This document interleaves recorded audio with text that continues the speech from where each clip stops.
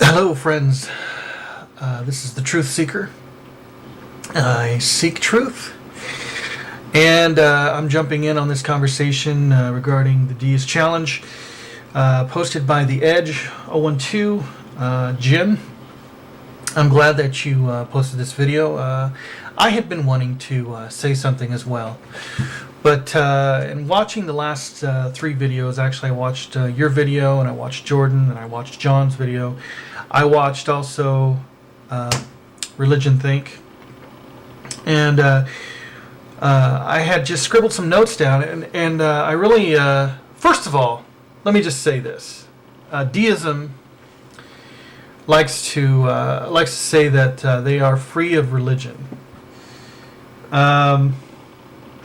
Of course, you know, as Jordan pointed out, you're not going to pinpoint any one deist, so which is fine.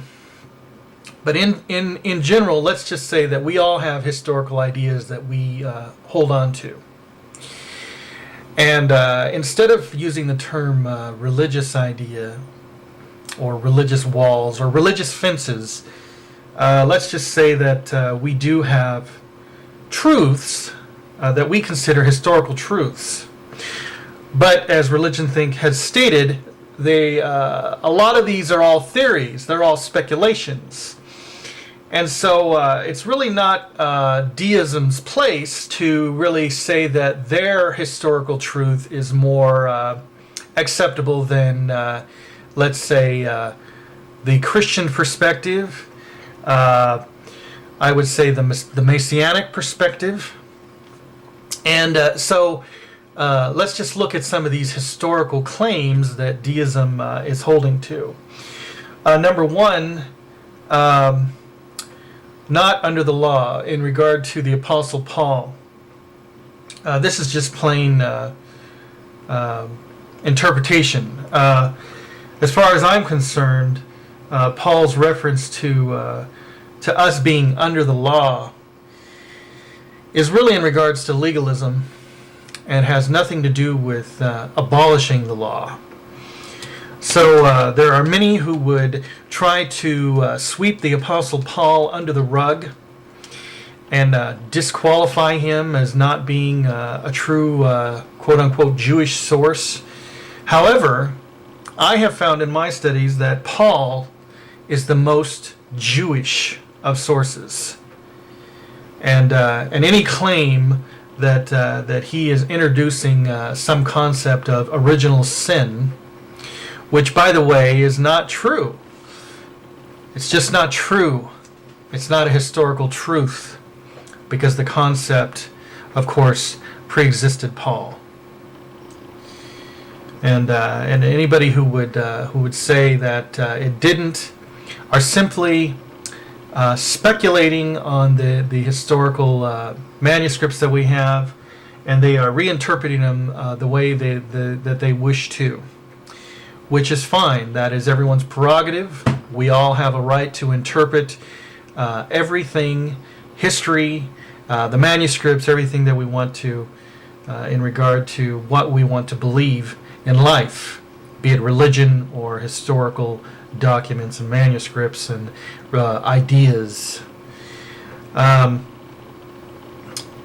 Regarding what the Bible justifies, well, there seems to be this idea in deism that the Bible justifies all these horrible, heinous crimes against humanity. I think I've said this before, and that is that why you can use anything in life to justify anything. The fact that somebody uses the Bible to justify something, and then we can claim that these religious figures used it to justify unjust means. However, the reality is that most of the people who utilized the Bible for unjust means were not very religious to begin with. So, or their ideas, we could say, were skewed, and that they were interpreting it as they wished. So, The Bible itself is a claim to God's intervention with mankind, to God's love for mankind. And so to turn around and just say, well, it can't be so because there's just too much violence involved in and around that book. Again, it's just a perspective. It's just a speculation. And anyone is entitled to hold that speculation, just like we are entitled to not hold that speculation. Now, of course, the whole core of deism seems to be centered around this idea that, well, of course, Jesus wasn't the Messiah. He was just a good teacher. And of course, anyone can hold this view. They can hold it without being a deist. They can come to this conclusion without a intense study of the manuscript evidence. They can come to this decision simply based on their decision to believe that Jesus was just a teacher. So the whole core of deism seems to be, well, according to Jordan, centered around the inadequacy of the, quote, New Testament scriptures. However, in listening to John's video, he begins to bring up this whole perspective of the Catholic Church being this guiding momentum that brought about these interpretations and rewriting of the New Testament somewhere around the late 300s AD. However, this is just another historical perspective, being that there are manuscript copies, going back to the mid 200s AD, large sections of which contain plenty of verses regarding the messiahship of Jesus, quote unquote Yeshua.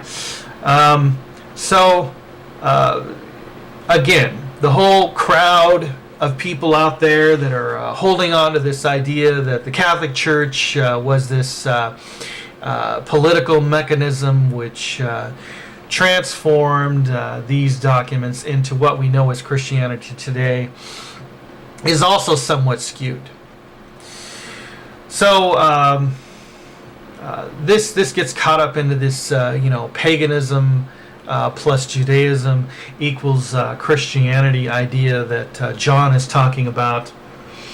When in reality, if you want to read some of the scholarly works, Raymond E. Brown, I'm sure ReligionThink is familiar with him.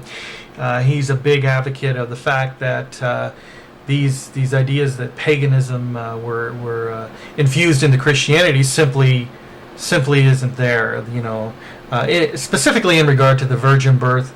The idea that the virgin birth is a Christian or a pagan concept infused into Christianity is simply a speculation. It's a theory. It's another one of these concepts that a certain group of people have adhered to, and now they're interpreting history, in this manner. And they can do that. We are all free. We have a choice to believe the way we do. But I'm saying, you want to seek out the truth. You want to really look into that. And I'm telling you that the virgin birth concept is the idea of it being a pagan idea is really of a more modern date. This idea of paganism being infused into Christianity, or that this wasn't a Jewish concept, simply is just a perspective. And a lot of Jews will say, it's paganism, but the reality is that these concepts, specifically in regard to the virgin birth, were used in the Gospel of Matthew, in the Gospel of Luke, because it was a means to convince the Jewish population. And that alone right there is good enough for me to say that, well, if you're trying to convince a Jewish population of the first century of their Messiah, why are you going to throw a pagan concept in there? Unless you're just concerned with, again, this gets into this Hellenistic idea, the Hellenistic Jews. This is just a historical perspective, the idea of Hellenism versus, Jewishness. Jews have always, took great pride in the diversity of their thought, and have always taken every thought of every age and put it through the refining fire of the Talmudic process, and have come up with these concepts of what they believe is truth. So, the idea of the logos, being some kind of a pagan concept, when in reality, I can say that Philos, who was the first century Jew, is the one who promoted this idea of the logos. And some would say, well, he was a Hellenistic Jew. Well, maybe he was just a Jew of the first century who spoke Greek. So, this is a thing. It's a perspective of what is history? What is the right perspective of history? And so deism, they like to sit in their chair. We all like to sit in our chair and say, we are not bound by religious ideas, or we are not bound by ideas, period. But in reality, they are. We are all bound by our ideas, and John and Jordan and ReligionThink, they are bound by their ideas as well, and there are a few core ideas which they are bound to, and one of those ideas being this Markan priority, which a lot of Christendom has been caught up into, and is simply a speculative theory that Mark was the first gospel. You want to get into that, you can study a lot of contrary ideas. I'll put a link in on the side. John Henry Ludlam, and he covers it very, very deeply. And this is an idea that only in the last 100 years started by Wellhausen, along with the documentary hypotheses, which basically started out just criticizing the first 5 books of the Torah, and from there he moved on to criticize the first 4 Gospels in the same manner. And this is all based on a naturalistic worldview, the idea that religions progress in a natural manner. This is a theory. The documentary hypotheses form criticism based off of that same idea of an evolution of religion, which in my opinion is just not true, because religions don't progress in a linear fashion. So deism can get caught up into this. Not all deists believe this way, but a lot of the deist movement are going to fall into this documentary hypothesis, and they're going to fall into the Markan priority, and hence they're going to follow this line of sequence based on that foundation, which in my opinion is a faulty foundation. Others may not feel that way. They may feel that this documentary hypothesis is true. In fact, they may even feel it is gospel truth, but it is not. It is simply speculation. And they have every right to speculate that, just as I have every right to speculate that it is not so. and in regard to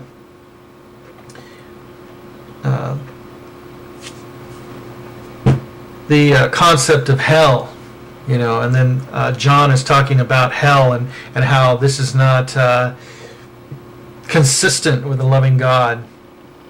Of course, he knows all the theology of hell, but there is something wrong with this idea of hell and our theology of it. And in my opinion, it is that we draw the line so specifically between who is going to be there and who is not.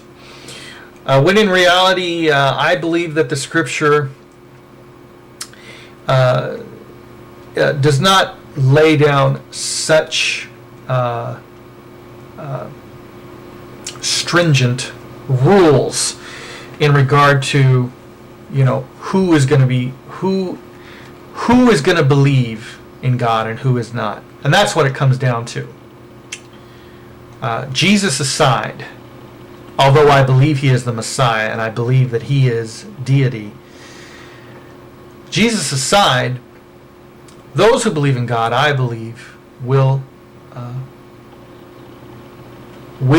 experience the world to come. I believe that that since God is ultimately fair and just and loving, that he is going to accept those who give him worship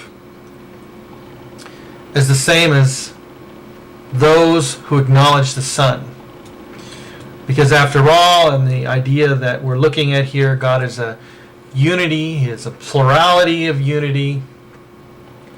And so we have to get outside of this. This is something that Christendom is struggling with. And,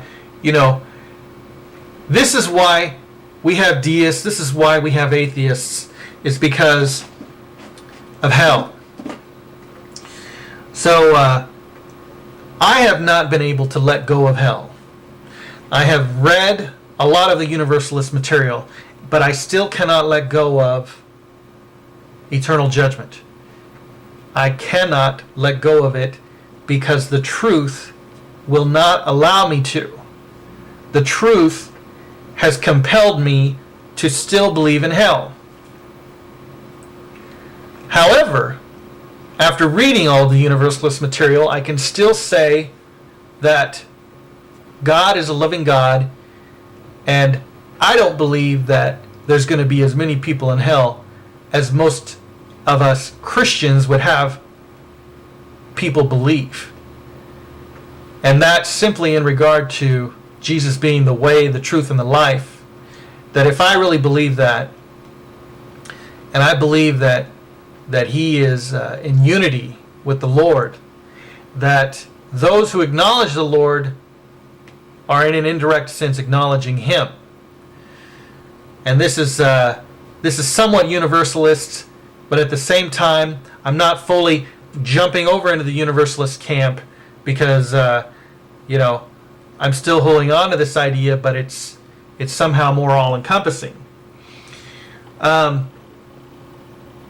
the whole thing about Gnosticism, and how they were left out of, quote unquote, they were excluded.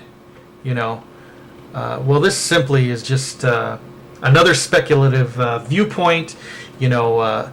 All of the Gospels and the letters of Paul and the writings of John most likely predate these Gnostic ideas. Perhaps there were some of these Christian Gnostic ideas that crept up during the time of Paul, that Paul is, admonishing some of the earlier congregations to steer clear from. But the truth of the matter is that we just cannot prove that these Gnostic Gospels preceded the current four Gospels that we have, and it's all speculative notion. In all likelihood, these Gnostic Gospels are dated to the middle or maybe the beginning of the 2nd century, because that's when they appear. So, again, this idea that they were excluded is just another perspective on history. It's another idea that we're holding on to. So these are all the things that I'm saying, and you can say that you don't believe that Jesus even thought he was the Messiah, as Jordan was pointing out. He didn't believe that the historical Jesus was. He didn't think that he thought he was the Messiah, and you can only come to this viewpoint if you totally discredit the Gospels as they are, and I mean at least in a majority of the sense. I mean, even if you discredit those 4 Gospels partially, it's very hard to state that Jesus did not think he was the Messiah. Or then we get a question of what kind of Messiah did Jesus, Yeshua, think that he was? And so I think it's clear from the reading of the majority of the Gospels that his concept of the Messiah was one of deity. A Messiah who was supernal in nature. Not just a Messiah like David, King David, but the Messiah, the one who would come in the last days and usher in the world to come. Amen. Keep seeking truth, everyone, and God bless.